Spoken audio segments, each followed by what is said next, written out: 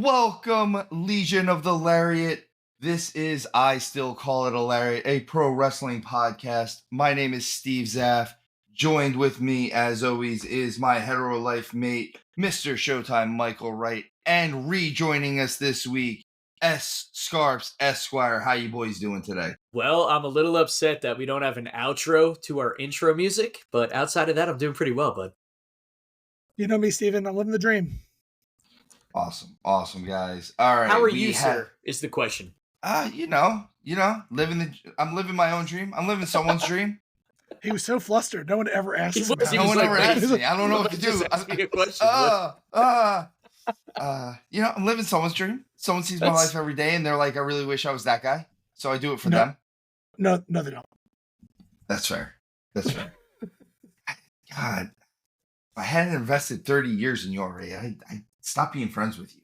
No, you wouldn't. No, but you're invested. Yeah, no, you wouldn't. You wouldn't. But you can imagine what it'd be like if I did.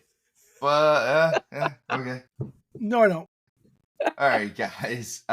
Big week in wrestling. We just came off the Backlash pay-per-view. I'm sorry, PLE. I forgot they don't call it pay-per-views anymore. No. Trips, don't get mad at me. That was a slight mess up. We have a couple shout-outs today. Obviously, Tap Cancer Out. Always a big shout-out from me. Helps out with Alex's Lemonade Stand, American Brain Tumor Association, Isabel Santos Foundation, Little Pink Houses of Hope, Camp Sunshine, Christopher's Haven, the Sidney Kimmel Comprehensive Cancer Center at Johns Hopkins, the CureCervicalCancer.org, First Descendants, and Tom Coughlin's J Fund. This is a really, really great fund. Obviously, we always talk about this every week. I support this all year round. Links for this will obviously be in our descriptions below. And we have some other shout outs. I know, Showtime, you wanted to jump on this one for them. Yeah, I just quickly wanted to say, so we've recorded one of our special episodes that'll be up this week. We just spoke with Lindsay Jordan and had an absolute fantastic time talking about our top 5 favorite wrestlers. So I wanted to give her a little unofficial sponsorship. They didn't pay for any kind of sponsorship any time with us, but she's associated heavily with Northern Wrestling, northernwrestling.co.uk. We'll put the link in the bottom. They got some cool stuff there, some well-known wrestlers are wrestling for them as well. They're also on Fight TV if you ever want to watch them. We love bringing more people, more attention to the independents. We think some of the best wrestling happens there. So check it out, guys, if you want to. We really appreciate Lindsay and coming on, helping generate content with us. And guys, how much fun was that? Like, I had a really good time just listing off our favorites, the favorite of the favorites. Yeah, that was so much fun. I kind of just like listening to her speak, to be honest. But dude, she's got so much experience. It's crazy. She's one of the coolest chicks I've had the pleasure of speaking to, for sure. She was a perfect first guest for us, honestly. Lindsay, you will always have that distinction and dubious distinction, possibly, of being our first guest. But you are now not just part of the Legion, but you are one of the leaders of the Legion as far as I'm concerned. You are part of our family. Thank you for recording with us. We had so much fun with you. Absolutely. And with that, we also hope that you will not be our last guest. So thank you so much. It was super fun. Or even the last time we have Lindsay on the show. I'm sure that we would love to have you back on. So. You were amazing, for sure. No, I think Lindsay will be a regular guest. Yeah, and everybody check out that episode. We'll be dropping that this week. Top 5 favorite wrestlers of all time. It's not the best wrestlers of all time, so some of them can fit into that, but it's our personal favorites and why we love them. Awesome. Guys, on to wrestling news. One of the big things going around right now is Jerry the King Lawler's broadcasting contract has expired with WWE. It happens very quietly. I know we just spoke about this, that this isn't that big of a deal because he's still on his Legend contract. The only thing that the broadcasting deal really stopped him from doing was making sure that he didn't do commentary for another wrestling promotion. He was still allowed to wrestle wherever he wanted.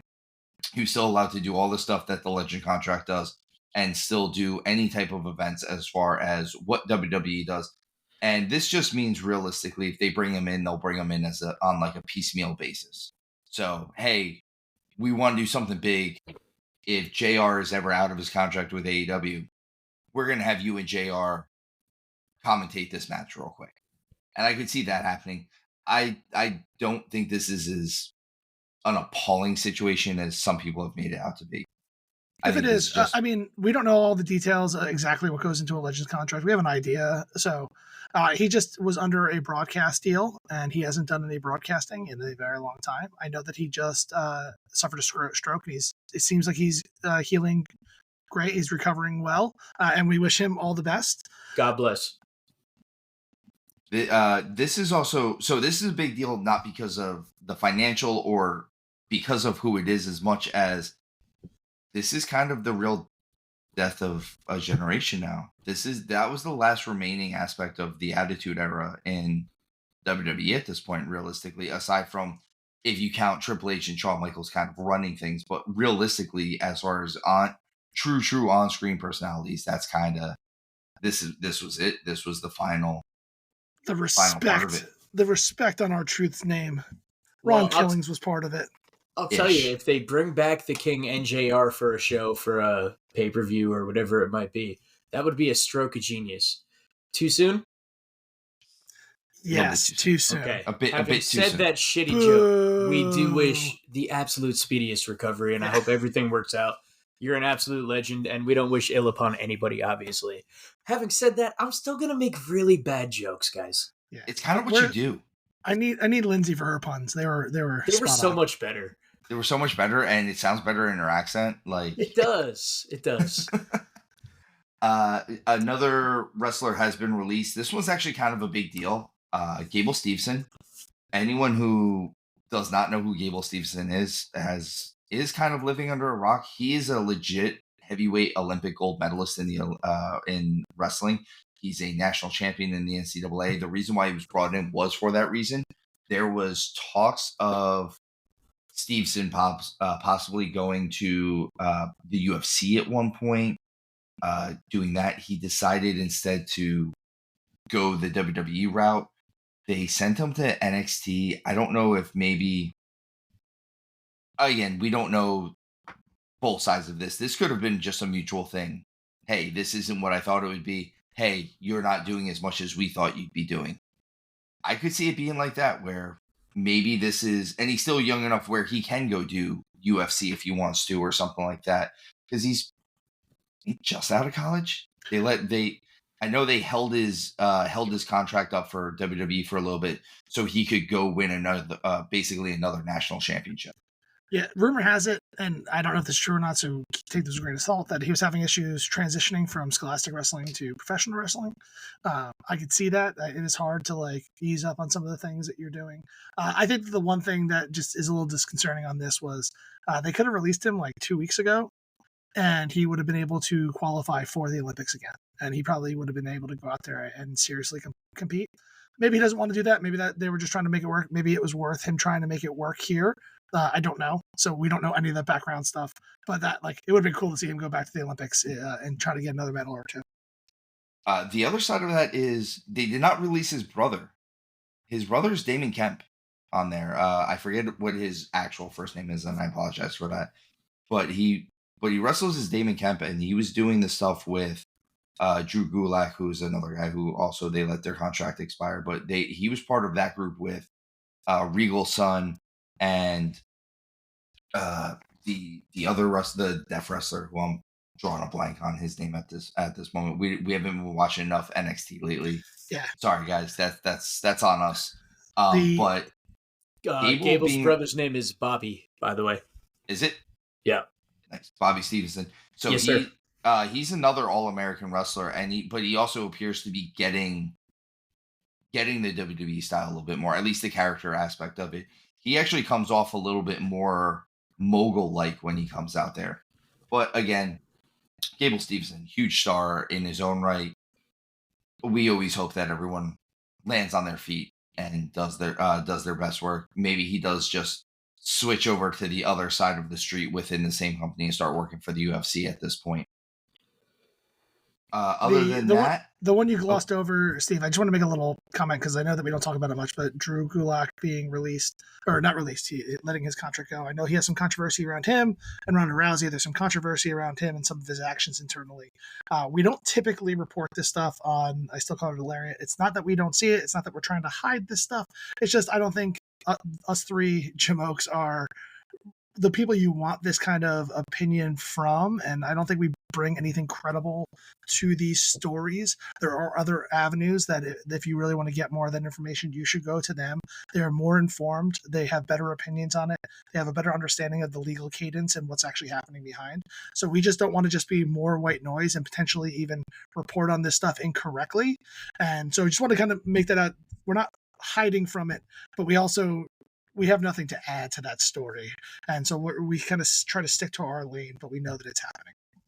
Well, and the other side of that, to piggyback off what you were saying, is if it's not directly affecting the wrestling business, like unfortunately Drew Gulak being released or I'm sorry, letting his contract expire, it's not as big of a ripple on the wrestling pond as but even like the Vince McMahon stuff, the other things that are happening out there, we choose not to report on it, not because we're trying to hide it or avoid it. It's just we don't think we are credible sources to report on that kind of stuff.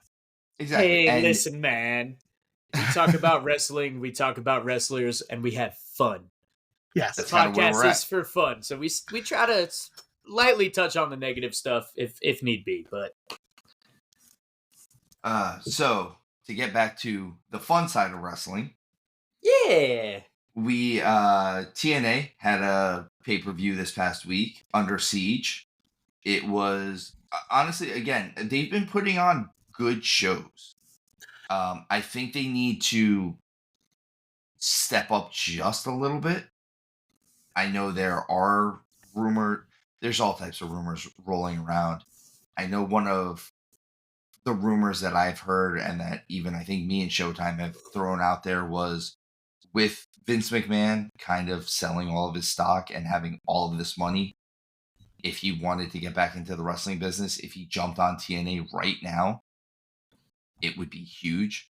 I don't think that's happening. I don't think Vince is getting back in the wrestling business. If he does, hot take, he's talking to Tony Khan. I don't think that.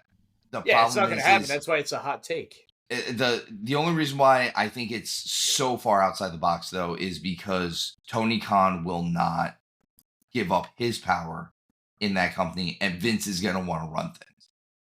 Yeah, and Vince would want all of it. He'd want control. Yeah, and he would want Tony, even if he was using Tony's money, he'd want him out of it. So that's the real reason why. I think if he gets back into it, you're looking at like Crown Jewel, the Wrestling Federation. He'll have some of his international contacts that he'll lean into and have just an endless supply of money to do whatever it is they want to. But Under Siege was actually a pretty good show. I enjoyed it for what I got out of it. A couple of the matches I would like to see a little bit more out of, as you had mentioned.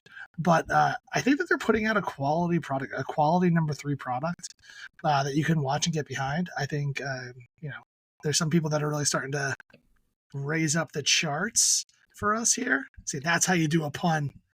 And and it's and it's entertaining. Are you saying after watching Under Siege and TNA that you're believing in something again? I do. I believe in Joe Hendry. We all believe in Joe Hendry. I would like to see him get some real matches in TNA. Like as I'm starting to tune in, he caught my attention. I'm really excited about what he's doing out there. But a lot of the matches he has are like quick, kind of not squash matches, but they're the quick ones where he's clearly going to win every single one of them. So I would like to see him get a little bit of push. And you know what, Bully Ray agrees with me because as he's been going up the Billboard charts, Bully Ray has been kind of jumping up behind him. If you actually watch Twitter, Will Ospreay has retweeted him. Cardona has retweeted him. There's a lot of guys out there that are believing in Joe Hendry. That believe in Joe Hendry. I believe in Joe Hendry. Hey, Michael, listen. Nobody watches Twitter. Wrestling's on Twitter. There's tons of wrestling on Twitter. But it's not a program, as my grandmother would say. So you don't watch it. I don't know. Twitter. You should see the you watch Twitter. It's yeah, okay. I mean, it is a free for all. That's fair. So Scarps, I'm going to throw this one to you because you actually made the point about it. That sounds impossible. No, it seems weird. You made an intelligent point about Hendry's even just his promo picture, and I wanted to let you have this one because this is your point, and you made it, and it was actually intelligent for once. That's hysterical because who would have thought? But yeah, so I was saying earlier, just the fact that normally when you see any of the other professional wrestlers, their candid shot, right? Their profile picture or their promo pic, it's usually a full body, them doing a pose or, them larger than life in something. Fast forward, enter Joe Hendry. And it's literally just a picture of him smiling. And I think it is the greatest thing I have ever seen. I popped so hard for it, dude.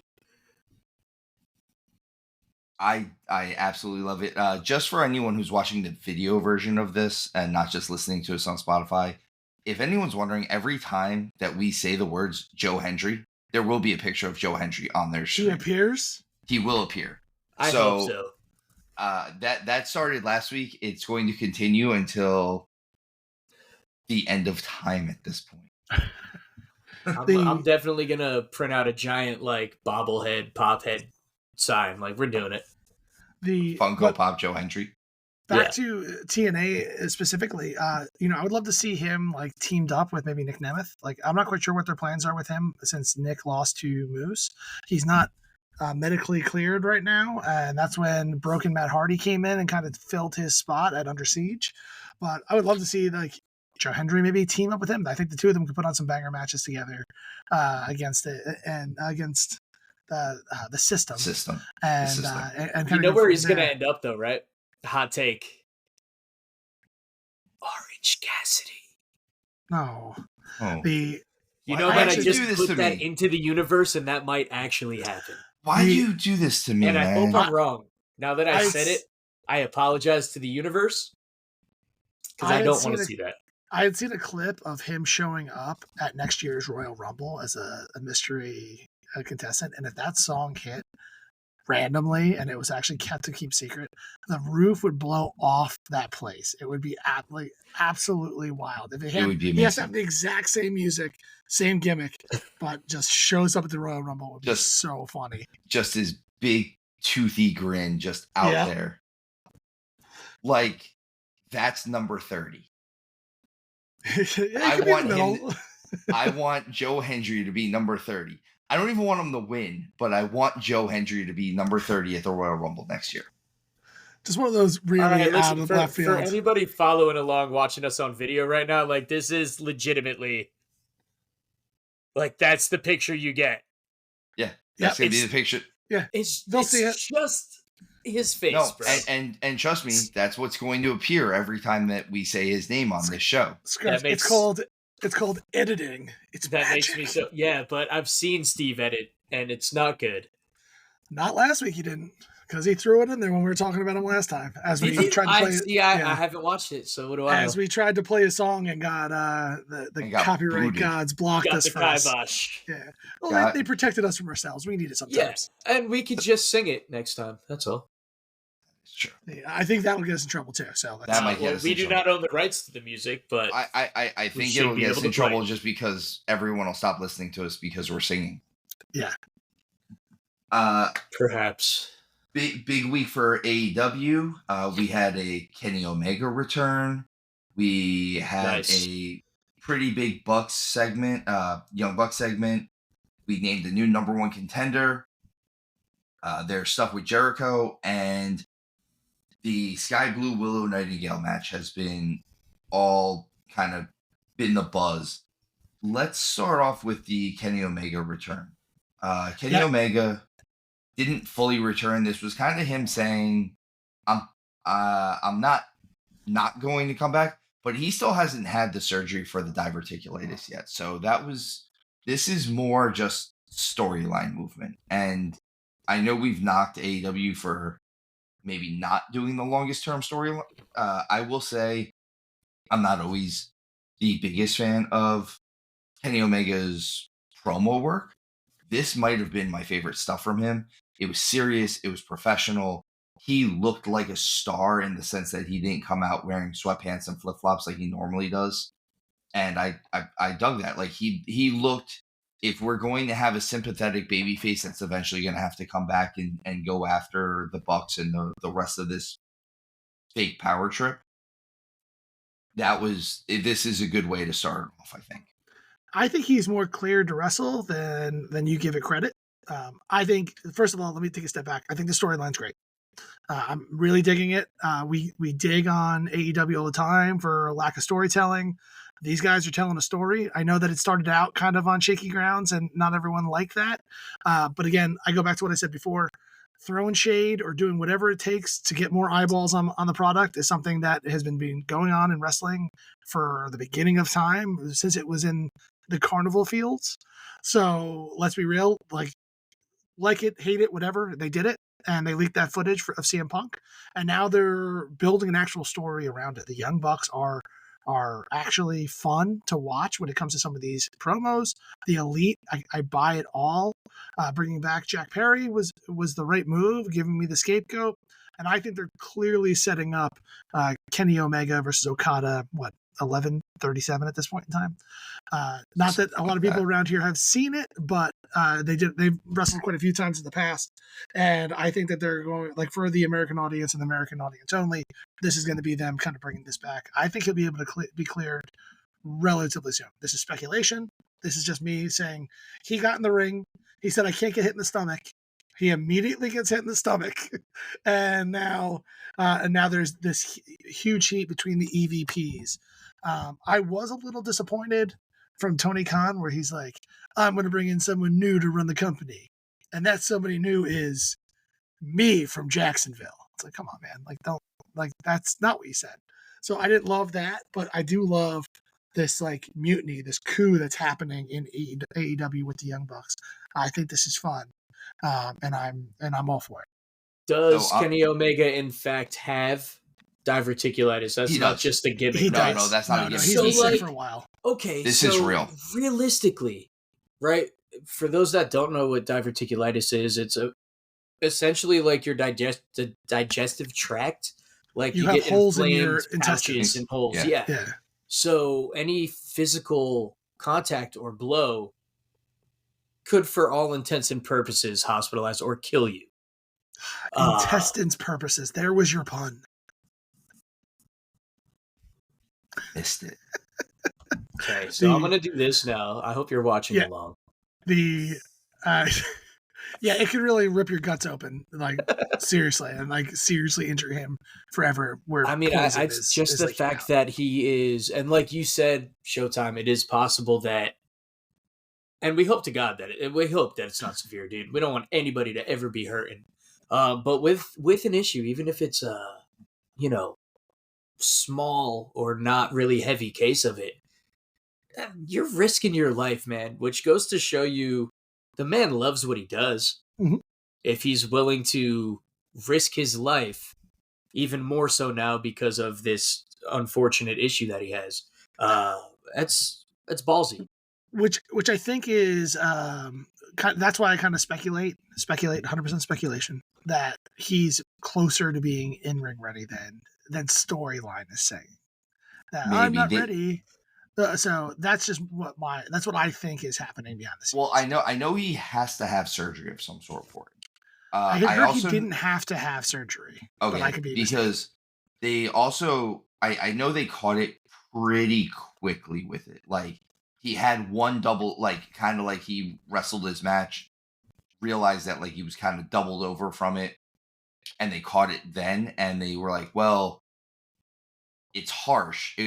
What he was dealing with was a harsh version of it, but it was also caught still quickly enough where it was okay, well, again, and I don't know how they grade diverticulitis. I don't know if it's stage 1, stage 2 type stuff. I'm not knowledgeable in that aspect. I just know what it is. And they said it was a very, very severe case that they caught quickly enough that they're handling now. And that's why he's been off screen, obviously, for months and months and months now.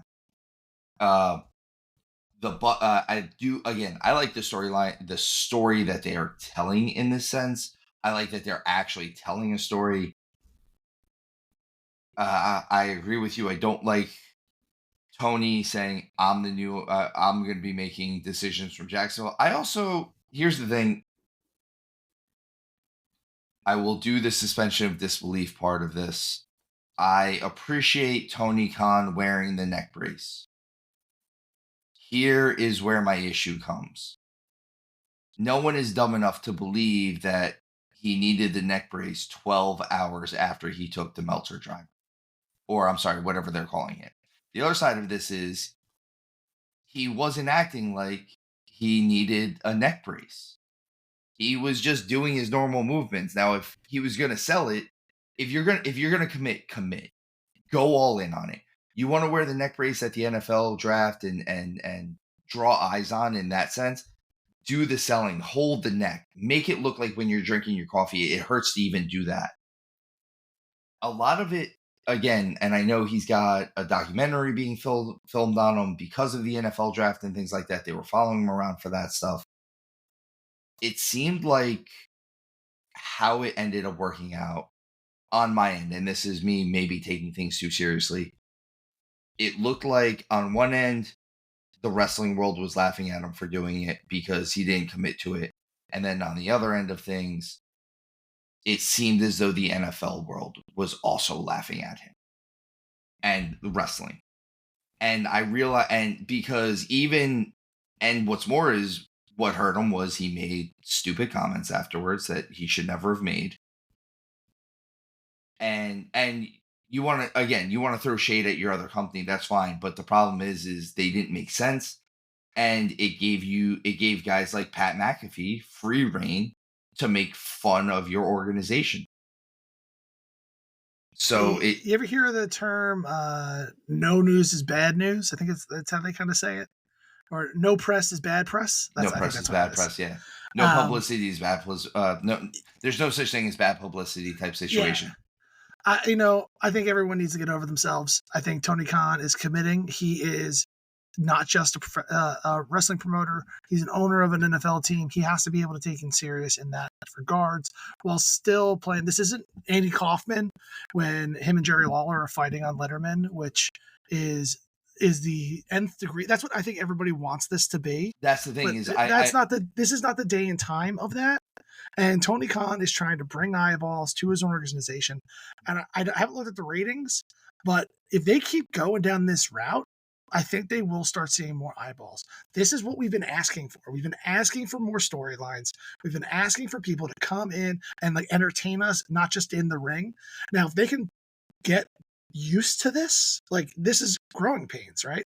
If they can get used to this, if they can get Tony to be somewhat comfortable on screen, get the workers leaning more into storylines and not just matches, while not letting the wrestling hurt.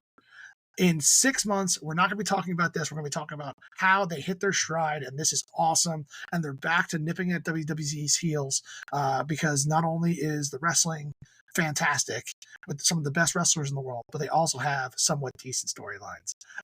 Listen, guys, it's professional wrestling. We have a professional wrestling podcast. Sometimes some people take this shit way too seriously. I want people to take this seriously, but let's not bury a man for giving us what we want. He's been giving, right now, he's trying to give everybody what they've been asking for. And as soon as he does it, he's an asshole. Well, that's how pro wrestling fans work, isn't it? Come on. Isn't that how we work? That's what I get it. Hey, we want The Rock versus Roman. They give us The Rock versus Roman. No, that's not. You're screwing Cody.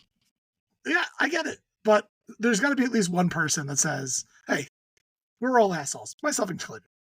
So, moving on from us being assholes, Christian Cage is the new #1 contender for the AEW World Heavyweight title against Swerve Strickland. I actually really like this. Love this. I really like this. I think if we want to get some storyline behind some type of storyline against Swerve to make him an even bigger star, Christian is the guy that can tell a great story. He can, but you know how we're talking about doing things differently and like making sure the fans are like putting on a good show for the fans, right? Cage, Christian, right? Awesome. Love him. He's like 106 now. So you want to put Strickland over? Let's give him grandpa? No offense. Christian still got it, bro, for sure.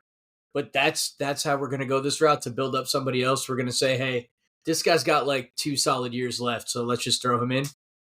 He's the most over heel in the place. The patriarchy's right over. Now, yeah. Like outside of the elite. That's the main reason I'm going to agree with Showtime on this one is because he has a group standing behind him. Okay. If he didn't have a 7-footer and a 103-pound kid standing next to him, I would agree with you more, Scarps. Where the old man, like, and here's the thing: is if Edge, Adam Copeland, whatever we want to say his name is right now, were to go after the world title, none of us would knock it, and it would be the same. It's essentially the same situation. It's the double standard of whether or not it was Christian or whether or not it was Edge. I think the fact of this is they're trying to build Swerve up to be a bigger babyface than he already is right now. You need a heel because the problem is, in my eyes, Swerve is a natural heel. He has, even right down to his facial expressions, are very heel facial expressions, and he's been over with the fans. So I'm not taking that away from him. I think he's hugely over and that they are cheering for him. But even just him holding the title up in the last couple weeks, it's almost looked like he's had this look of disgust about it, which is, again, a very heel thing to do. I don't know. It's just the look of him. And he doesn't necessarily have like that face where you look at somebody and you just want to punch him in the face. I have a heel face for sure. But again, I hold this in the same regard as Okada. Thank you, buddy. He has that look of almost like he could be somewhere better. And I think having him in there with Christian Cage, where everyone is going to give Cage heat, is going to be better for him as a babyface. Unless they're going to turn him heel again, just to set up probably Ospreay or someone like that going after him. There's 2 people who I think would have been a better fit than Christian Cage. It's a rematch with Joe, because I would have paid to see that. Like that, I thought the first match was great. The 3-way match was great. They had a good clinic going on. I think Joe deserves a rematch for the title. I know AEW works slightly differently. We have to move back up the ranks after you have that loss, which I respect that as well. That is, I think, the first one that made more sense for me. The other one is Hangman, but we have no idea how long he's going to be out. They already have that heat that's in there ready to go. Outside of that, I think Christian Cage is going to be the most beneficial person for Swerve Strickland to go up against. You have all of the heat you're talking about. You have someone who is a legend in the industry that will essentially teach Swerve how to be a champion to a certain degree. He has all that wealth of knowledge. It's one of the things that we talk about is like passing the baton. It's not quite a passing the torch thing, but Swerve will come out better after this and being a better champion after he goes up against Cage. He'll be looked at as a face. It's going to be easy for you to say Cage is the heel when Strickland is the face. Like, whereas you put him in the ring with somebody else, I don't know who I'm rooting for. I don't know which one's the good guy. So I think with all that aside, I think that you're going to see a very entertaining match, main event worthy, where you can get actually a storyline surrounding the world title, because I feel like that was even a little lacking when it was Swerve and Joe, where it wasn't the most entertaining storyline on the program. Christian Cage will make this the most entertaining storyline on the program. I also think this could be a good platform if you are to turn Swerve heel. This is a good way to do it. Like, hey, I just beat Christian Cage and you guys didn't support me during it. Screw you guys. Yeah. I'm going back to my dastardly ways. Because clearly you don't appreciate face in the first place because the fans wanted him to, because they were cheering for him. Which means also it'll probably end up making them even like him more at that point once he starts breaking bricks over people's heads again and stuff. Yeah. I'm going to go right to the Sky Blue Willow Nightingale. What, you don't want to talk about Chris Jericho? How he's over? Circle back to it first. Okay. I think we're going to have more to talk about Jericho than we will about for now. Yeah, I think we're gonna have more to talk about Sky Blue and Willow Nightingale. Sky Blue's been getting over and over and over. One thing, she's a pretty girl. She's young. I think she's 23, 24, something like that. So she's got a lot of wrestling left to do. And she's just quick, like where she is now compared to where she was a year ago is huge. I know this hardcore match has a lot of people buzzing. I'm a big fan of Willow Nightingale. I think Nightingale is the future of this business as far as women's wrestling goes. I think she's going to be one of those girls that we talk about in 5 years, where it's going to be blah blah blah blah blah blah Willow Nightingale and blah blah blah. Like once the current guard is kind of on the way out, Willow Nightingale is going to be the new guard that we talk about in the next couple of years. Because again, both these are young talents. They still have stuff to learn. I'm refraining myself from bashing any of their shortcomings at this point, because I think that their upside is so much better than what their downsides are right now, because the down is that they're inexperienced. Well, the only way you can get experience is by doing something. So I think they still have a lot of trial and error left to do to get them to whatever their peak is. Will they hit that? That's questionable. But if they do hit it, I think the upside for both of these girls are skyrocketed. Like you could get the next, again, I always say, I think Nightingale is what I want Nia Jax to be. You want to call her the next one? I can see it in your face. But she's not the next one, because I think she's better than Nia Jax already. So that's the thing. She's not the next Nia Jax. She's the next Bull Nakano. She's the next Awesome Kong. She's the next really great, I don't want to say bigger, but bigger female wrestler, where she's gonna do a powerhouse gimmick. She's gonna come around, and she has great athleticism, and she moves amazing. Sky Blue has that more athletic style with the. Again, I think she's better than. I also think she's better than the person I'm going to name, but she falls under that category of like a Liv Morgan, and I think she has more upside than even Liv Morgan does, and it could be because she actually spent some time on the indies, where Liv only knows that WWE style. I agree with you. This match, there was a couple of little botches in this match that you can kind of see through the curtain, which I won't over rev on, because I love the potential. We've seen Willow get better and better every single week. I'm really excited about that. I'm really excited about her match with Monet when it ultimately happens. I thought this match was pretty savage in general. It was great. I didn't see it coming ahead of time. And then I believe Sky Blue got tangled up in the barbed wire at the end of it, which was kind of gnarly. They had to kind of cut away and get her like out of it and kind of get stuck. It does go back to like, this felt like a pay-per-view. I can call it pay-per-views here. This felt like a pay-per-view match. Like, let's keep the barbed wire. Like, let's make people pay for the barbed wire and like thumbtacks and stuff like that. So that's where I would like to keep it. But that's just my own preferences, and like, what the hell do I know? So that's always where I like to agree with you on this, or I feel like we agree with each other, is make people pay for a match that they should be paying for, right? Like, if you're going to do a match this big, and especially something where you get seriously injured doing a simple move. Yeah. A match like this where there's extra risk involved, that's why you pay big money for, on other sides of things, you pay big money for big money matches, right? Like, you pay big money to watch a Canelo fight. You pay big money to watch a Conor McGregor fight. These are guys that you pay big money for because they're big money matches. Mm-hmm. You pay big money for a TLC match. You pay big money for a hardcore match in this aspect. There's a reason why Mike Tyson versus Jake Paul is on Netflix. It's because the circuit. It's because. Good. Sorry. Well, it's because the circus aspect of it is fading away on that. And this is kind of one of the last times there. Honestly, I think if Jake Paul doesn't fight an actual person on his level, at least, we might not see as much of him after that. And I don't want to get too far off. I hate to agree with Showtime on this one, but I almost feel like he was going to go in the direction of, this fight costs $10 to watch as opposed to $100 pay-per-view. If you have Netflix, you're spending $10 a month, roughly, whatever it is now.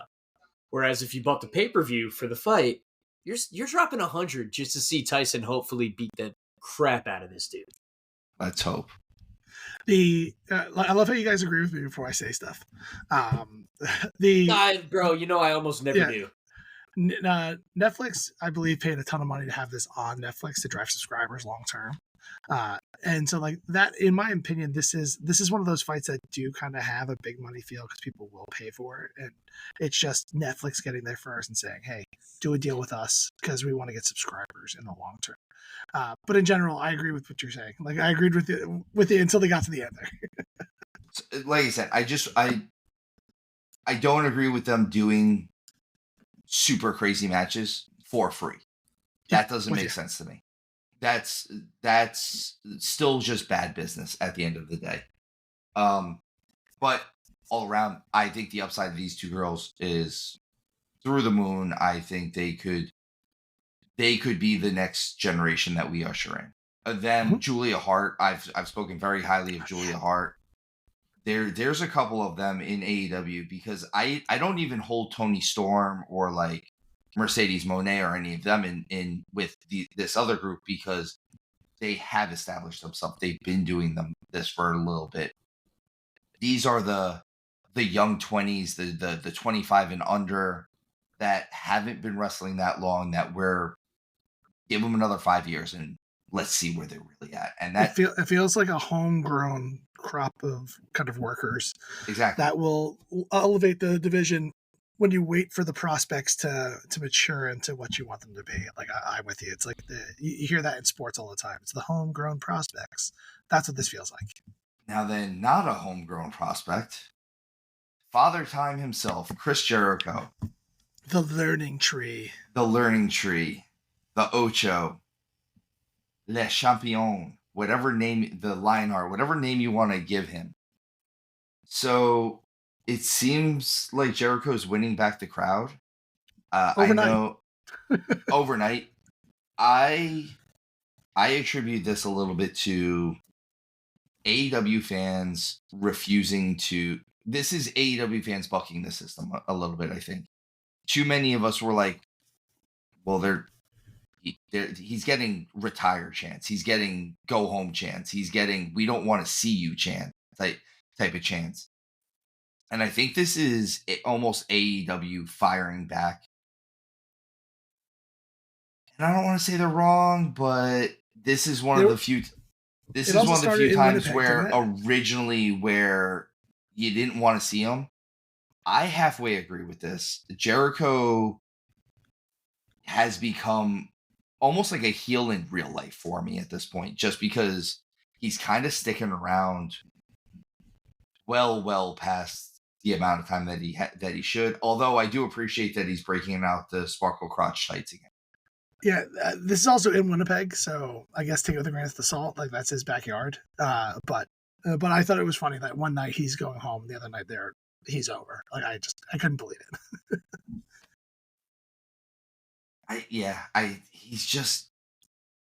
He's getting me, man. I don't get it. And again, Winnipeg, that's a huge difference. Mm-hmm. Hey, you already know though, all it takes is one move to turn somebody face or heel. Yep. Exactly. And I don't know. And again, I know we don't talk about the more serious aspect of things.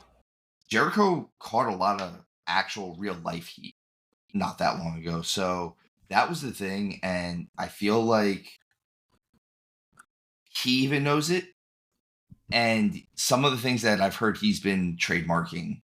I believe he tried to trademark the learning tree, even though everyone in the world has used the term the learning tree. It's a common sports term.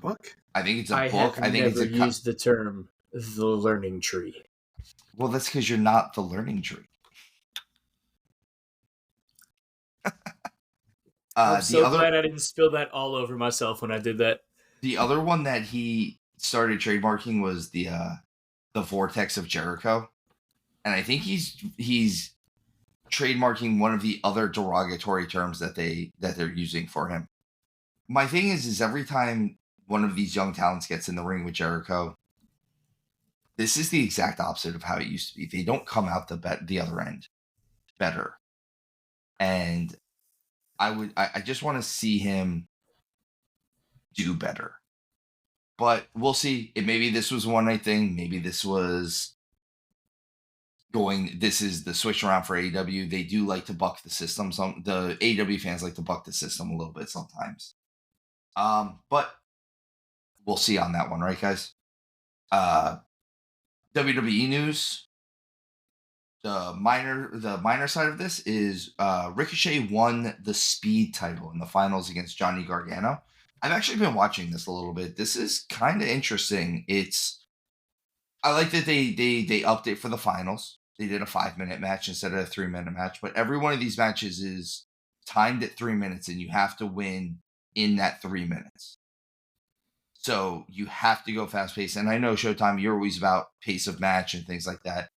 And if you're just looking for a good wrestling match, these have actually been decent little matches that you can just get a small tidbit on and get on with your day. Yeah, they've been fun. I've been watching them on X. I would like to see Ricochet have the belt with him on TV on other shows. Yeah, like I don't know why he didn't have that, but I like this. I thought JD McDonough had a really good run with this. I could see like Braun Breaker coming in here. And this is where I want to see his squash matches. Like, do a couple of them in 45 seconds. I also I can't wait till there's a couple of time limit draws to kind of build some anticipation, because it's only 3 minutes. Now, all of these matches have been ending because of you wanted the first champion, right? And like, I get that aspect of things. I want to see more time limit draws. I want to see more disqualification kind of situations. I want to see a couple squash matches mixed in here. I kind of want to see this turn into the TV title in a certain way, where you're always defending it. It's one that can be passed around a little bit more depending on the style you want to perpetuate in the moment. So excited to see where this goes. They're worth it. JD McDonough did really good in this tournament. Ricochet did really good in this tournament. There was I really like the matches in this tournament. Yeah. I really like the matches, and I think JD McDonough almost had like a breakout in this tournament. Yeah. Like I realized like it wasn't necessarily televised because it's only on X, Twitter, whatever you want to call it. But I thought this was a really cool concept, and I didn't think originally I was going to like it as much as I did. Let's see. Over on SmackDown, we've got Karrion Kross cutting some mean promos, and the Authors of Pain going over on the New Catch Republic. Again, a lot of the stuff that happened on SmackDown was pretty tame because it was the blow-off show before the go-home show before Backlash. It's worth talking about Backlash, not this. Yeah. Yeah. Karrion Kross has been cutting some really, really good promos. He's been doing a lot of digital content. And I saw even he had actual fan interaction during, I think, the AOP match. There's been a lot of stuff going around where he's like, yeah, it's kind of like that. Or if I were to punch you in the face or something like that, I was like, oh, like he's actually playing it up. He's been a mean promo. He's over in my books. I don't know if the crowd is over on him right this second. I want them to do more with him. I would love to see him potentially be the one that dethrones Paul for the US title. Like, I feel like people wouldn't see that one coming. So like I would like to see something with Karrion Kross because they kept him up here. The AOP stayed up in this in Raw. They didn't send them down to NXT, even though they're doing some work down there. So like let's do something with the Final Testament. Let's get this across. Let's get this over in some way, shape, or form. You could do it. Like, I know Triple H hasn't been doing great with the lower mid card, but like let's make the lower mid card matter. And I think that the Final Testament are a group that can get this area over. I like a lot of the promo. So he cut a promo. I think it was in the last week or two, where he did a digital promo, and he was like, he's like, I haven't won a match since like August or something like that. Like, he said he hasn't won. And he goes, but I'm still on WrestleMania. And he goes, and all his whole thing is that he's been disrupting and causing chaos. So like, and he named all the guys that he's feuded with since he's come back, and he was like, is so and so doing this? Is so and so, like, it was like, has Shinsuke Nakamura still not regained his honor back? And they were like, no, he's still fighting as a dishonorable man. He goes, good. He goes, is Drew McIntyre still lost his way? Yes. And he goes, excellent. Like, everyone that he started naming off, you realize, like, oh, wow, yeah, okay. So maybe this is, like, even longer term storytelling than we're even thinking. Like, I think at one point he even said, is Rey Mysterio okay with his son yet? And, like, it was harsh. He's always cut a good promo. He has good tone. Yeah. He has a good look. He's got Scarlett with him. I think all of it, he's good in the ring. Let's just figure out what to do with him. I think he just needs to be consistent.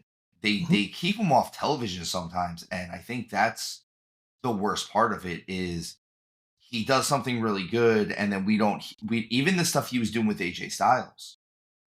They weren't wrestling every week. They wrestled like once, and then they wrestled like 3 weeks later, and then they had a blow off like 3 weeks after that. And it was like, what are we doing here, guys? This just didn't seem like much of anything. But not much on SmackDown. Again, I think there was a lot of this was they were just gearing up for the big show, Backlash. Let's see, where are we? Backlash. I know you're taking away my win, or us tying on this one, just because I added an extra match in last week. Because you had false news. No, well, in all honesty, so I won't do this. I won't go back and forth. So Steven and I made the predictions last week. We got all of them correct. So there's no need to say, we got this one right. We got this one right over and over again. Scarps didn't I didn't get any wrong. So you didn't get any wrong. We didn't get any right either. So listen, so I'm batting 1,000 for last week or this week. Thank you very much. This is actually still zero. It's still zero. This is the first time zero losses, sir.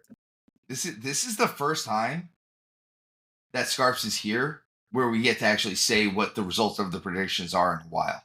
When he didn't pick them, it's different. I don't. But it's okay. Don't do it on my account. Notice how he shows up when we can't make fun of him for making wrong choices. So looking at because he definitely would have picked KO over and Randy Orton over the Bloodline. 100%. 100%. 100%. So let's get into that. Backlash kicks off. It's fire to begin with. First of all, let's talk about the most impressive thing of Backlash was the crowd. Man, Jesus oh man! Christ. Well, man, those guys they do it differently. Even the French, they were on fire that entire thing. The whole and if you guys think I have a hard time understanding what crowds chant in America, make it 10 times louder and in a different language. I had no idea what anyone was saying out there, but except for the Bailey song. You listened to Triple H after Mania, right? When they did the post Mania conference. And he was talking about France because there was a reporter for somebody from a French paper and Triple H was just on there going like, dude, the fans in France are something else, man. Yep, he goes, we're coming back soon.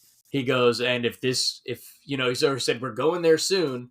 And if it's anything like it was in the past, and if it's killer this time, we will absolutely look to explore into expanding to get out there more frequently. Well, and not just that, but he said the first thing that Nick Khan sent to him was stadium after hearing the crowd, because the crowd was so nuts and they blew the roof off the joint that the next step is to do a stadium show. Go to a soccer stadium and put on a show there. I was just like, Sacre Bleu. Sacre Bleu. This match, though, Bloodline, which was Solo Sikoa and Tama Tonga versus Randy Orton and Kevin Owens. They hot-shotted the start. And I love the way they started this. Because, KO has been getting his ass kicked for a couple weeks now. And then for them to come down and be like, all right, let's start a gentlemanly match, felt wrong. And so then being like, fine, if you guys want to be jerks, let's just throw the rules out and let's do a no DQ street fight. So I thought that was that got me hooked immediately. I thought that was a really good way to kind of start this whole show off. And it was a good match on top of it. It was a good match. It was very different than a lot of the matches, the no DQ matches I've seen recently, and I do appreciate that. Don't get me wrong, we got the classic moves, we got the Orton DDT off the ropes and things like that. I mean, that him giving the RKO on the table though and it not budging, I was like, oh, that looks painful. I think my favorite spot was the super fisherman brainbuster. Is that kind of what that was? Yes, that's what that was. Like that was every move wrapped into one. That was that one sick though. That one hurt. And absolutely sick. And it hurt Kevin Owens, and he's the one that gave the move. Yeah, he's the one that did it. I think he that's did my the big final arms form. Afterwards. He was like, "It hurt this much." I think that move is my final form. I absolutely loved that. That was absolutely amazing. This match was savage. My only critique that as I was watching this was on Solo Sikoa, and I just want to plead with him. You are an absolute killer, man. Stay on your guys. There was too many moments in this match where he would kind of pace around and stalk, and that's cool in the right moments, and he should do those kind of spots. But when you're actually just dismantling somebody, don't stop. Just stay savage and just break them apart and have someone have to pull you off from actually injuring this person in storyline. There was just a couple of the moments where I was like, no, just stay on him. Just finish him. That's what I was looking for. All around good match. I swerve away from hardcore matches a lot of times, but I thought this was really, really good. And of course, we got the introduction of Tonga Loa. Of course, everyone saw that coming. I mean, it was going to be somebody. Yes, it was going to be someone, but this is not who everyone thought it was going to be. No, everyone thought it was going to be Jacob Fatu. Exactly, and I popped for this when it was. I was just like, who is this? What family member am I looking at now? I also like that they completely. This is a Scarps thing. They threw some puns out there because Tama Tonga and Tonga Loa as a tag team are known as the GOD, the Gorillas of Destiny. And if you hear them, the announcers go, "Look at him. He's beating him like an absolute gorilla and he's seizing his destiny." I was like, I hate you guys. But Jesus Christ. And it was and it was one of them said gorilla and one of them said destiny. And I was like, oh, we're doing this, huh, guys? Can you just call him? I don't think New Japan has the term trademark, so I think you can use Gorillas of Destiny. It's fine. Just but I love this. I thought this match was great. A couple nitpicky things, but I don't need to nitpick this to death. I think that this isn't over. I think that Kevin Owens and Randy Orton are going to be the ones standing in line to kind of stop this new rogue bloodline, whatever you want to call it. And I love everything about Paul Heyman right now. Not that I dislike him normally, outside of when you're supposed to dislike him for storyline. Yeah, you always love him. I do. Yeah, I think he's fantastic. Oh, we all do. His stuff is perfect. But right now, his acting is so good. The fear in his eyes and the just meekly putting up the finger and his stare down with Jey Uso afterwards. It's almost like the I'm not saying anything, but my eyes are crying for help. Yeah, he's the kid who's walking, who's being trafficked. That's doing the wave or whatever the symbol is. I need help. I need help symbol. Yeah, he's calling 911 and ordering pizza. And Jey Uso's got to do something about it. So I don't know how they're gonna work that, him being on Raw and the Bloodline being on SmackDown. So I am excited that we could get this in any way, shape, or form, but seeing Tama Tonga and Tonga Loa versus the Usos, that makes me excited.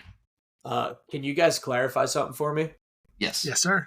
Raw and SmackDown, obviously yes. 2 different shows on 2 different nights. Yes. They are both part of the WWE, correct? Correct. Yes. Yep. So I know they formed factions back in the day, right? But can wrestlers in SmackDown not wrestle on Raw? Not anymore. They just did a draft. Yeah, they just did the draft. Did they? Okay, yeah. So so the big thing is, though, this could still turn into a trade situation. Well, I thought they locked that. I thought they couldn't do trades now. I don't know. It might. I don't know what all the rules are. Again, I wasn't a big fan of how they did this draft just in general. So I think they can still figure out some type of trade situation, or certain people are not available for trades. But again, all around, I think this match is good. I think we're still in the middle of long-term storytelling with this, where we'll see the rest of the bloodline, or we'll see some type of bloodline civil war or something. But all around, fun little match. On to a championship match now. The women's championship. The only women's championship that was on this. I'm sorry. The only singles women's championship that was on this match. Almost caught me on that one. I saw your look. I saw that. He perked up, bro. Did you see his eyebrow? Like, there's a slight smirk, and his eyebrow just went, boop. It wasn't that. Yeah. It's because he also said that Liv Morgan versus Becky was going to be on this one. I didn't have it on the show doc originally, but then he's like, no, it's going to be here. I'm like, okay. It should have been on here. So Bayley wins over Naomi and Tiffany Stratton. I thought the match was okay. I thought this was the outcome that we were going to get. I thought the end of the match, I thought I would have liked to have seen Tiffany jump them at the end of the match. It seemed too much like it was too much of a finale to the match. I get the idea that Naomi and Bayley are doing the hug, but especially when they're doing the hug after the match, and hey, we're still all friends. That really should have been the point where Tiffany, who didn't seem so taken out, that she came in and like stomped on them. But this I think was my favorite match of the night, with a ton of caveats. I thought the beginning of this match was perfect. If I were to produce a three-way match, which I've said it before, I hate three-way matches. But the beginning of this is perfect. It's all near falls. They didn't fall into the we're friends, so let's beat up the bad guy kind of thing. I always like that stipulation more when it's two heels taking down the babyface than the two babyfaces ganging up on the heel. But they were all going for it. It was quick, and I thought the beginning of this match was absolutely amazing. And then I don't know what I missed, but Naomi got thrown outside. I don't know what move she got hit with. I don't know what sticky glue was on the floor outside that made her lay out there for what felt like 25 minutes. I know this is only like a 15-minute match, but she was just laying out there for no reason. She was jamoking it up, Scarps. And I just like that. We're making sure to say jamoke. Like that. Like this it's is important. In my opinion, the definition of jamoke is someone in a match that lays outside so other people can wrestle a match. Because if you wanted to get Stratton versus Bayley, just book Stratton versus Bayley. But then, I get at the end of this match, there's an awesome 3D hit on Tiff, which that I get, and that's what eliminates her for the remainder of the match. Now I got your story. I must have missed something or whatever it is, and I didn't. I'm being sarcastic because she was just laying out there for no reason whatsoever, so we can get a little one-on-one Bayley Stratton time. That's what I would do every time I got into the ring if I were wrestling. Just lay outside. I'd be a jamoke. Just jamoke it up. Yeah. By the way, I'm glad we have an official definition of jamoke, so that when it's good. When I make the shirt, it'll say jamoke, and then we can put the definition on the back. And it'll be a picture of me just laying on the outside of the ring watching other people do work. Actually, it'll be you two against each other with me outside laying down oh, my stomach. But I buy that in a heel sense, right? He's laying back there so we could wrestle, so he's healthy for the end of it. Oh, for sure. That's not who Naomi is. She's a good guy in this situation, and I just really dislike that. That took me out of the match. Otherwise, it would have been perfect. I love the end of this match. Aftermath, whatever you prefer. I see where you're coming from. I'd like to see her jump them. But there was some of the things that I liked the most. I think my favorite move, even though I love the 3D, was Naomi's blockbuster on the outside. Oh yeah. Yeah, that was awesome. Absolutely awesome on the barrier. Blockbuster out of nowhere was awesome. And then, you know what the thing I really noticed for the majority of the match? It was all Tiff. Like, she carried that match. Like, I would assume that would have been Bayley, but Tiffany carried that entire match. Like, it really makes me excited for what we're about to get from her, because she's going to end up being a dominant force.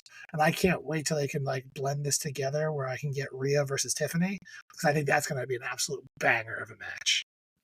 I think we're going to get either that, or we're going to get Tiffany as the women's champion in, like, SummerSlam. I can see them doing it on a big show. Next up, we have the World Heavyweight Championship. Damian Priest versus Jey Uso. I thought this was a good match. I thought this was the match I thought it was going to be. I have a soft spot in my heart for Damian Priest. Jey Uso needs to stop throwing every kick in the business. No, that's what he does, bro. Do you know what I appreciated in that sense was they were doing the kicks, and then Damian Priest threw a big boot to, like, all right, you want to throw a kick? I'll throw a kick. And, like, ended the kick session with just a massive big boot. And I was like, that's how you stop that. I popped for that a bit. I thought this match was all right. It was, like, on this card, it felt average. Like, it wasn't a bad match. It wasn't a great match. I enjoyed it for what it was. I think I enjoyed it so much more because the crowd propped it up. Was in. They were so in. They like to yeet. So like, I like this. My biggest criticism of this match, and it will be my biggest criticism in Raw too, is you don't kick out of the edge. If you're going to do the Razor's Edge, if you're going to call it the Razor's Edge and not the Crucifix Bomb, you don't kick out of it, and you gotta kick out. And I don't like it. I don't like it at all. I can tell. You got very heated there for a second. Kick out of the Fisherman Suplex, kick out of the Crucifix Bomb, and I'm gonna get ornery. Okay, that's fair. All right, on to we have to talk about this match, don't we? This match was okay. This match wasn't as bad as people I think are giving it credit for. It wasn't good. It wasn't bad. I think Bianca Belair is awesome. Bianca Belair is awesome, and I'll tell you what, I'll give Jade Cargill the roses that she deserves in this match. Two things. One, I saw a lot more energy out of Jade in her entrance, and that was huge for me. That gives me hope that you are progressing to the star power I need you. Two, the end of the match was the actual finish to the match was cool. Mm-hmm. That was awesome. Yeah, like the way they finished it with how she flipped around, Kyrie into her finisher. That was all cool, and then having Bianca hit the KOD. She is so strong, dude. She's so strong. That whole squad are, like, hyper athletic. They're all absolute specimens of human beings. They absolutely are. And I mean, Bianca Belair, I feel like this is eventually getting to the point where we should be getting Bianca versus Jade somewhere down the road. I think everyone expects that. I will say this. I'm not going to dwell on things that went wrong in this match. I'm going to nitpick, though, on certain things that I think would be better for Jade to do. I don't like her doing the double biceps. I know I've said this in the past. I said this about Carmelo Hayes. Just a pose. It makes you so angry. I love it. Well, no, I don't like the double biceps because of the way she does the double biceps. She doesn't do it like a bodybuilder posing. She just does the double biceps, and it actually makes her look smaller. What I want her to look even bigger in the world. I would prefer if she just extended her arms out, or if she was going to do the pose, do a true bodybuilder's version of the double bicep. Instead of the double bicep, just look up, put your arms out. Yeah, and like maybe put the foot forward, and like everyone gaze upon the greatness that is me. When you say nitpick, you really meant it. Yeah, I personally love the front double bicep. My thing is, though, her whole thing is she's larger than life. She's naturally larger than life. Yeah. And if you're doing things to make you look smaller, it takes away from, and again, like I said, I'm getting nitpicky with this because I don't want to bash some of the bad things that I saw in the match. I prefer just to hit the nitpick where, under the rare opportunity that Jade Cargill is listening to this, she takes my advice and does this spot instead to get her star power even bigger. I want her to be the biggest star in the world because she has a look, she has the appeal, she has the charisma. She's just missing A, B, and C that you need to get you to this level that's so far above everyone else. And I want her to get to that level that's above everyone else because she should be. There was most people have seen it by now. There's a couple little botches in this that it is what it is. I don't know if it's the ref's fault. I don't know if it's the worker's fault. Whatever it ends up being, some sort of miscommunication happened in this, and it got a little clunky. But I think they figured it out as they went through. This match was fine. It happened exactly the way we expected it to kind of end. I feel bad for Damage Control because I feel like they're getting jobbed out left and right. But here we are. And then we got the main event. WWE Championship, Cody Rhodes versus AJ Styles. I thought this was a good match. I thought this was going to be a good match. This match did everything that I thought it was going to do.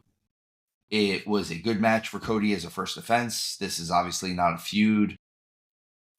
They kind of didn't set it up as much of a feud until basically the night before. Everything before this was just, I respect you, I respect you, I respect you.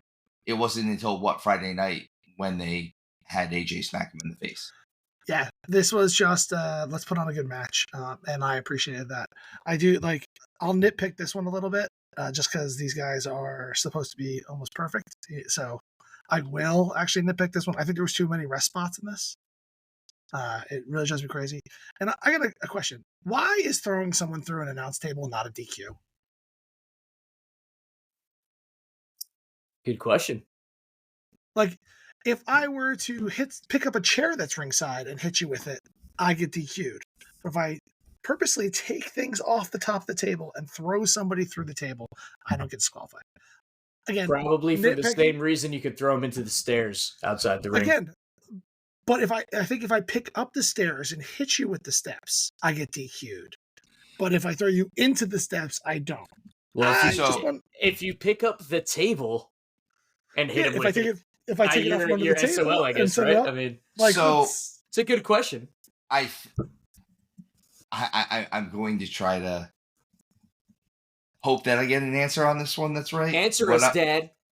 Okay. I think it's like the referee in a football game. So the stairs, while they're there, are part of the ring and the set, as is the table. I agree with you that if you are pulling stuff off of the table, it should be considered a weapon at that point. But I also think that if you were to just, let's say, sake of argument, do a suplex from the apron and actually suplex somebody off the apron into the table and they went through it, that should not be a disqualification. But at the same time, if you threw somebody into the guardrail, that's part of the set. That doesn't move. I think anything that doesn't move is considered part of the ring, outside of the ring, and set.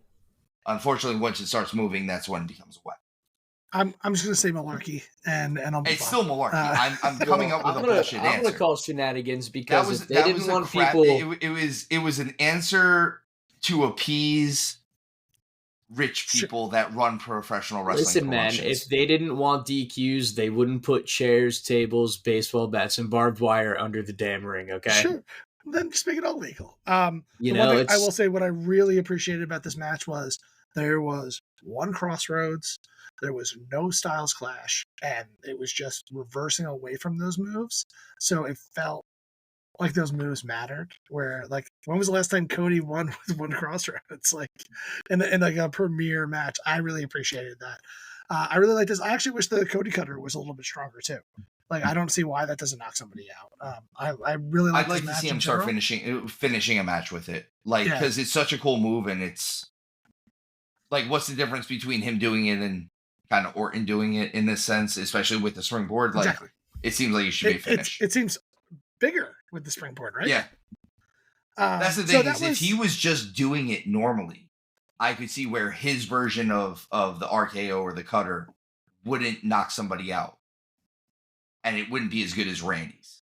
But he adds the springboard, so it should probably finish somebody eventually. So that's Backlash. So that was fun. It was fun. It was a very good pay-per-view. It wasn't the most exciting pay-per-view in the world, unless you were from Leon. I will say this. The past 2 Backlashes, this year and last year, the crowds have been hot. Because this year from France and last year was Puerto Rico. And both of those shows were huge as far as the crowds went, as far as the crowd reaction went. And realistically, let's face it, that's kind of realistically what you do a live show for, right? Is to get that crowd reaction. And I'll be damned, they receive that in spades. Yep. We'll move on. Let's move on to Raw. Quickly. So we started King and Queen in the Ring, which is cool. I'm really excited about that. If you guys haven't seen these matches yet, Ilya versus Ricochet was an absolute banger. I love that match. The match with Gunther and Sheamus was great. There was another really good match too that's escaping me right now. The Io Sky Natalia match I really enjoyed. They woke up and chose violence. So I like that one. I actually kind of wanted to see Natalia win. I would like to see her do something else. I know she's getting older. I'd like to see her do like one more big thing before it's all. She's kind of just losing now. And it's upsetting. Yeah, I know she's putting everybody over and stuff like that. I get why Io wins this. So like I'm not complaining about the outcome, but like I would like to kind of see something in this one. But those were my favorite matches of the night. Well, we had talked about this before the show, everyone. We didn't have these matches last episode to do predictions of how we expect this tournament to go. So what we're going to do is we're going to let the first round of SmackDown go. So we'll know who's kind of in the second round beyond, and then we'll make our predictions on who we think is going to make it to the end. Yeah, we'll check an actual bracket. We'll do almost like an NCAA bracket for both tournaments. Scarps, what are you doing?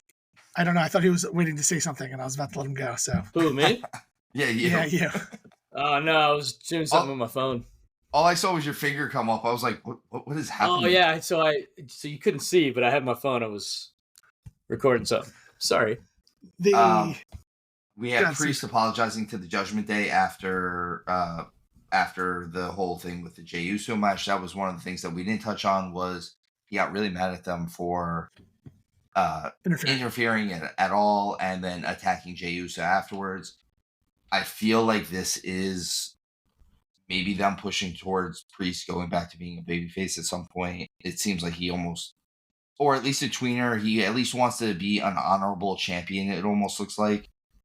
I don't know if it's going to be so much, or this is just how they're going to finally break up the Judgment Day a little bit.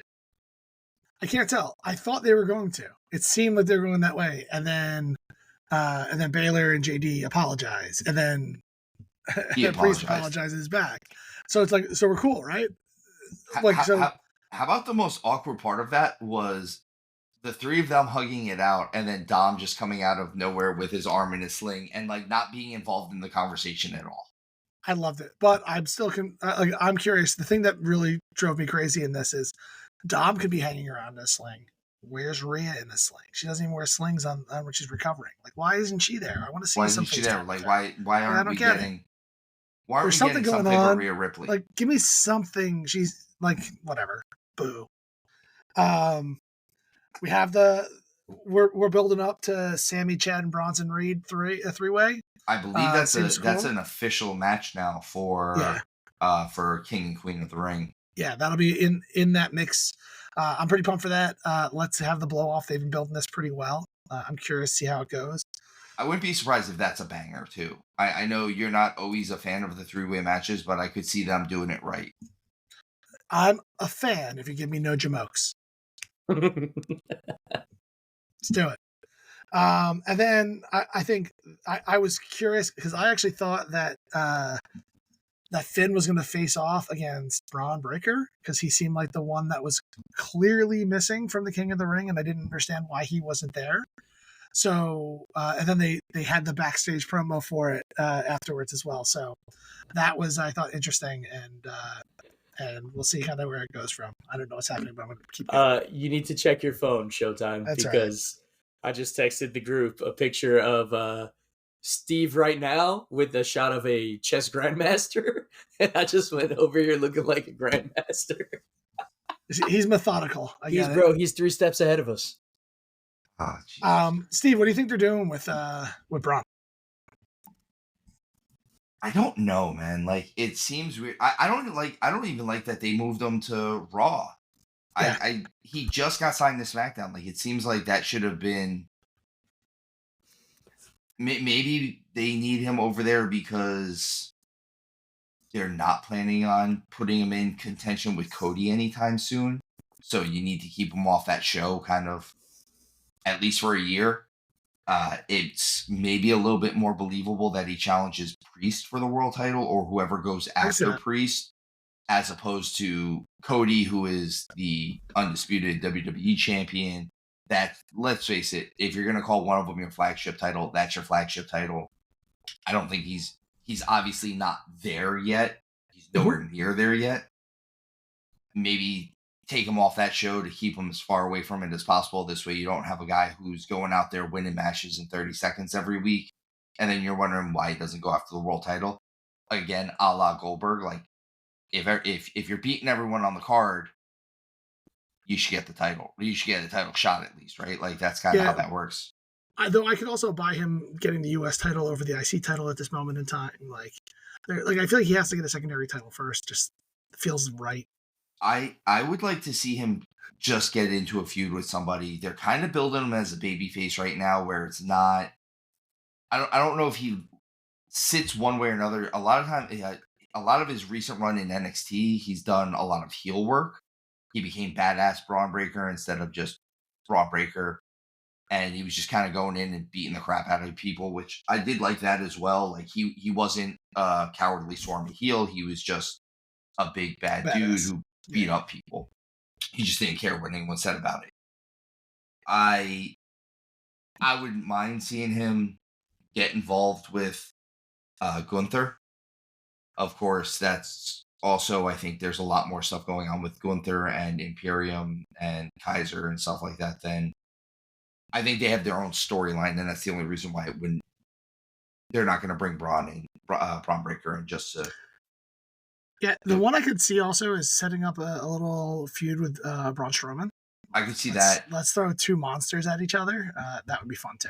Which I could see him going over on Strowman, and that absolutely leads into this whole Bray Wyatt 6 thing that they're doing for the different people that all have some type of association with Bray and Uncle Howdy at some point. Scarps, that's for the most part, that's Raw. I thought it was a solid Raw. There was a lot of good wrestling matches on it.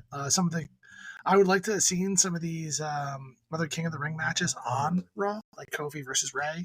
I think it was crazy that you saw a lot of people pulled out. Asuka was pulled out. For injury, right? Pulled out. Yeah. He's also injured. I don't know what happened with Xavier Woods, but he definitely declared, and then all of a sudden Kofi's in the King of the Ring instead of Xavier Woods. So not sure what happened there. Wasn't Kofi and Ray. Xavier and Gunther was last week. That was the qualifier. Oh, was that a qualifier match? I think that was a qualifier. Oh, okay. Because the way I interpreted that was that they were both entering the tournament, and then they had a match beforehand. I didn't understand it. I think that might have been a qualifier, or like first round, whatever you want to call it. They might not be calling like all these. Still might be just normal tournament matches, not so much qualifiers. Yeah. But, Scarps. Hold on. Want to kick? Oh, hold on. And it's been a little while, but we've got Esquire's inquiries. Scarps, what you got?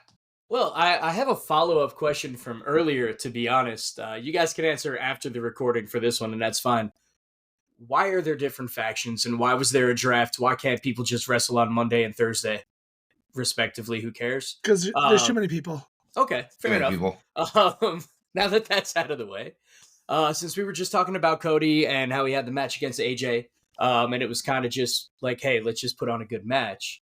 Rumor kind of has it right now that there's no clear direction for the story for Cody right now. Do you guys know, have you heard anything? Is there any insight into that? Or are there things that you would like to see for, Cody as champion? Showtime. I can't believe I'm going to make this mistake again. I'm going to let you go first on this one. Cool. Smooth move, X-Lax. I don't particularly buy that. I find it like the WWE has been doing really good at leaking false news. So the fact that they don't know what they're going to do with Cody, that seems a little bit suspect, but whatever. Let's pretend like they don't. I don't know what they're going to do, but I can tell you what I want to see. And I'll do a little fantasy booking here because I think his next feud should be against who I'm going to call the New Jersey of professional wrestling.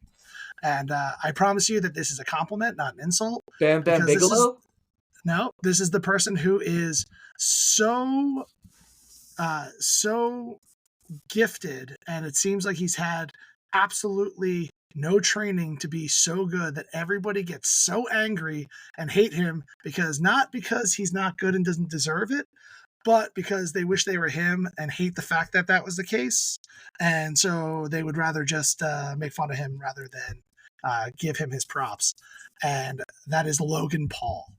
I think that if they were to, for the next match big match with Cody, build up Logan Paul and say, hey, I'm undefeated. I've beaten the Legend Killer.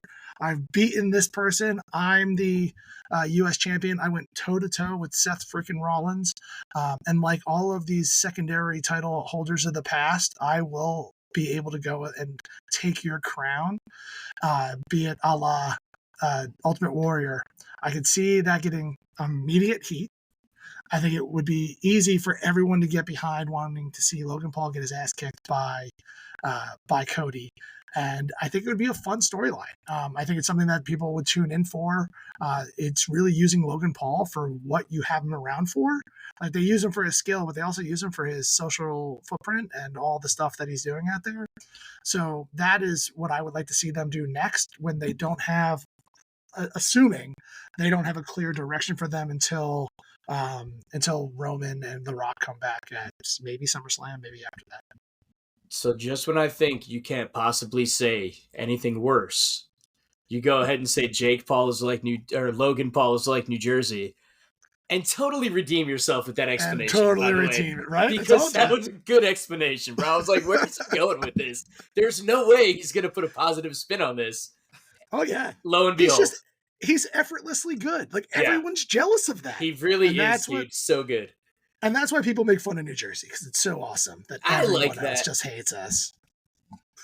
Well, Steve? So I've got two people. His answer was perfect. Get out of here. I hate you so much. That was perfect. I have no resorts. Please, sir, if you would. Why did I call to wake you up today?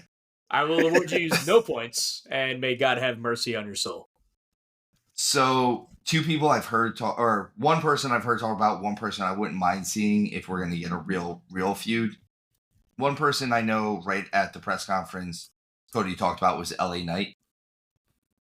I wouldn't mind seeing the war of words between the two of them. And I'd really like to see LA Knight kind of get back to being pushed in an all-star manner like he was. Even his build-up to Mania was kind of... It wasn't great. Like, I thought the match was good and everything they did, and I was really excited about LA Knight and AJ originally, and then we got to the point where we got it, and I was like, oh, it's not all I wanted it to be. So I'd love for them to push him back up the ladder a little bit. The other one that I think could really, really work, especially since on a personal level it works for them, and we need a real feud, and we need Cody to cement himself as with a feud that he has to fight through, because he spent this whole time between the Bloodline, and then before that was Lesnar. He needs something like that, and that's going to be Randy Orton. The only issue with Orton is that they have him so heavily placed as a babyface right now. Yeah, I don't know how you get out of that. I mean, the thing is they need to pull him out of the bloodline stuff, basically. And that's the issue Viper. I have. Like, is he's I get it. He's stuck feuding with the bloodline. If he wasn't so heavily involved with this, it could have been very easy. All he had to do was come out for a Cody Championship celebration and kick him in the head. And all of a sudden he's the heel, and oh my God, his mentor turned on him. I like to tell you this: Randy Orton turns on everybody. Everyone. That's kind of his thing. In fact, it was my favorite part of the 3-way WrestleMania match was him and Owens basically turning on each other at some point, and both of them going, "Are you surprised we've done this to everyone else?" So I have one really, really quick follow-up, just since you brought up LA Knight for Esquire's inquiries. F, marry, kill. LA Knight, Moon Knight, Michael Knight. Ooh. I'll leave this one to you, Steven. I don't want to play this game. You get to go first now, big guy. I think I'm killing LA Knight. I think I'm marrying Michael Knight. So you can get the car? Yeah. Yeah. Which means you and Moon Knight are getting it on, huh? I mean, listen, he can change form, so it's okay. Touche. I think I have to agree with that order. That's pretty solid, bro. I'm gonna leave you with one more thing from. I don't usually cite other people, but via the Fightful Select, there is another potential feud for Cody Rhodes, and Cody said that Stardust had lost to R-Truth 42 different times. Some matches were less than 2 minutes long. Rhodes said, "Not that I was Stardust, but if I was Stardust, I think Stardust lost 42 different times to R-Truth. Sometimes the matches were less than 2 minutes. So when people say finishing the story, part of finishing the story is beating R-Truth." So, I mean, not to say that I personally think R-Truth should be world champion or world champion caliber, but give it R-Truth. Of course, that's how we ended it. I mean, he had a belt for about 30 seconds, dude. I mean, he's got the tag title still. True. So what? Yes. You're already having them face off against faces anyway. Oh my God. All right, guys. And I could see the storyline where R-Truth starts to realize that Cody Rhodes is Stardust. He just starts Stardust. They could absolutely play that, bro. And that would be believable because that's that's R-Truth as a character. He has the picture and he pulls it down and Cody's behind it and he's like, he just, yes. Up, down, up, down, up, down. And instead of calling his brother Goldust even, just I love your brother Dustin. Yeah. You mean Goldust? No, Dustin. All right. Well, guys, this has been fun as always. We will be. I hate you so much. We will be dropping both episodes this week. This episode that we're recording right now will obviously drop as usual on Wednesday. I think the top 5 episode will drop either Thursday or Friday. Most likely Thursday, actually. We'll drop it on Thursday. Let's get it out there. There's no need to wait. Yeah, drop it right now, bud. We don't need to build the suspense. So, folks, it's been fun. Thank you for listening. As always, listen, follow, subscribe, love. All of our social media accounts will be in the bottom. Lindsay Jordan's social media accounts will be in the bottom. Will be in our description. Thank you again, Lindsay. All of the nonprofit information that we have will be in our description, along with the information for North Wrestling. All of that stuff will be in our description. Folks, thank you again so much. Have fun, make money, have a good night. We love you. Thank you all.